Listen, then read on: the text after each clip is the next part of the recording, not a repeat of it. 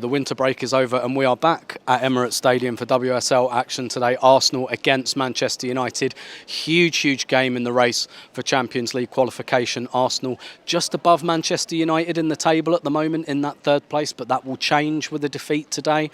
With a victory today, there will be a nice buffer for Arsenal, and they're probably going to need that because their next league game after this is away at Chelsea, and it's a huge game. It's a huge month for Arsenal. They've got Manchester United twice in different competitions.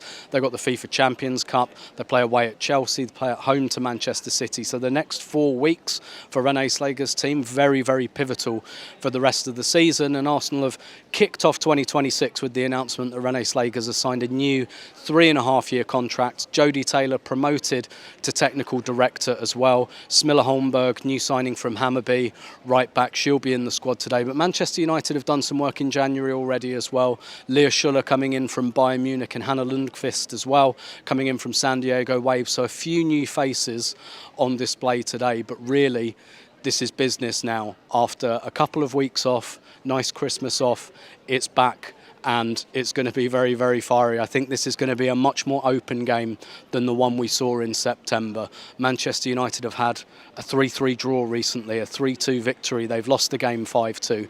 I think they're going to be much more attacking and open today, and I'm expecting goals in this game. Maybe similar to this game last season when Arsenal won 4-3. So we're underway at Emirates Stadium, Arsenal versus Manchester United. Line up exactly as I predicted it would be, actually, without Kyra Cooney-Cross. Arsenal have opted to play Kim Little and Mariona in that double pivot again, with Frida Mornham ahead of them, Olivia Smith on the left wing, and getting some of that space in front of the Manchester United defence. I really think that's going to be critical for Arsenal today. Manchester United had a very solid block on the edge of their penalty area, and Arsenal couldn't break that down in September, so interesting to see how they fare there today. So we're halfway through the first half here, and as these big games usually do, we've had a bit of momentum swing.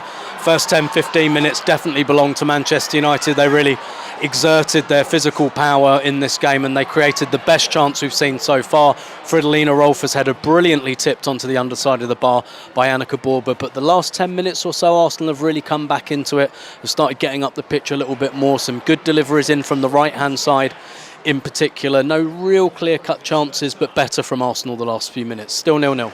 So it's the 32nd minute, and as you can see and hear, fans getting to their feet and applauding for Kyra Cooney-Cross, whose mother Jess unfortunately had a terminal cancer diagnosis this week, and Kyra's returned to Australia to be with her family.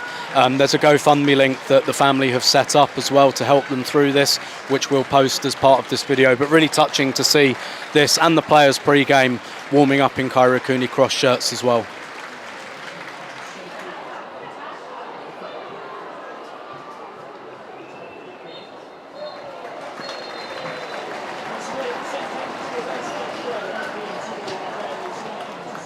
Half-time, Arsenal 0, Manchester United 0. Arsenal-Man United games tend to go one of two ways. You either get really open games with lots and lots of chances and lots of incident, or you get really cagey, tight games. And I think this has been much more towards the latter. The last two scores between these teams have been 0-0 and 4-3. This is trending much more towards the 0-0 so far. Manchester United started much the better in the first 10 to 15 minutes and forced by far the best chance of the half when Fridolina Rolfe's header was tipped onto the underside of the bar by Annika Borber. But after that, Arsenal got back into it, started controlling it again. Manchester United, very physical team. They assert themselves physically. They definitely have a physical advantage over Arsenal, but Arsenal moving the ball so much better in the kind of from about 15-20 minutes onwards. They've had some joy kind of switching the ball out to the flanks to Beth Mead and Olivia Smith. United defend those central zones so well. Arsenal switching play very quickly, trying to get the ball wide as quickly as possible, and they've created situations there, but nothing really clear cut. But they've started to really control the game towards the end of the first half. Obviously now it's down to the managers to make their tweaks, and we'll see how both teams come out. Both teams have plenty of firepower on the bench as well. So while I said it's trending towards 0-0, I still don't think it will finish that way. Okay, so second half underway here. There was some slight concern around Emily Fox. Kind of at the end of the first half, she was kind of going down, flexing her quads. Miller Holmberg was warming up and talking to the coaching staff, but it looks like at the moment she'll get through. No other changes at half-time. Just really interested to see if Arsenal persist with that game plan of trying to feed the wide players as quickly as they possibly can. But big half here for both teams, really. Arsenal 0, Manchester United 0.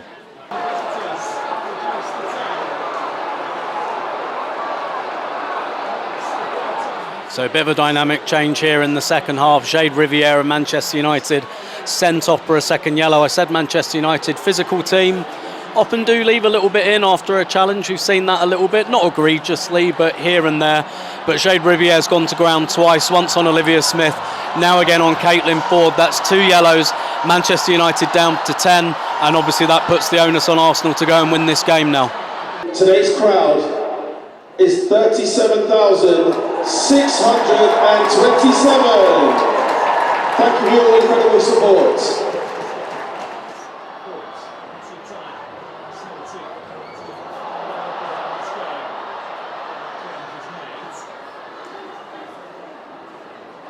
Second substitution, number 2, Emily Fox.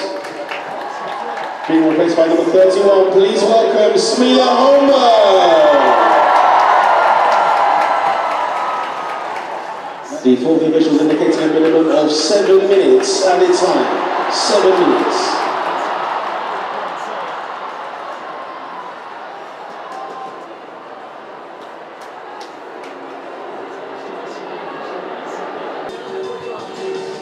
So it finished at Emirates Stadium, Arsenal 0, Manchester United 0, same score as the one that we had in September at Lee Sports Village.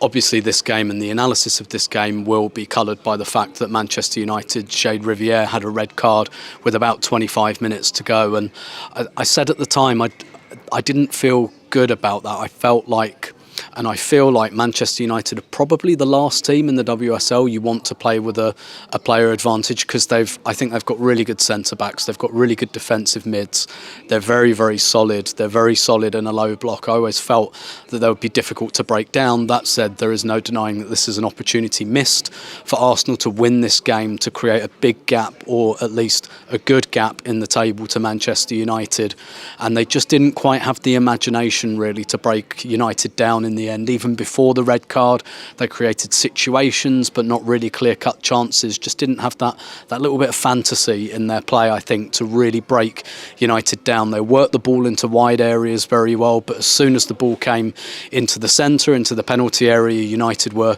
clearing it up, and that's what they do very well. Little bit of a concern probably over the record in big games this season. Arsenal have played United twice, Manchester City, Chelsea, Bayern Munich and Lyon, and haven't won any of those games yet.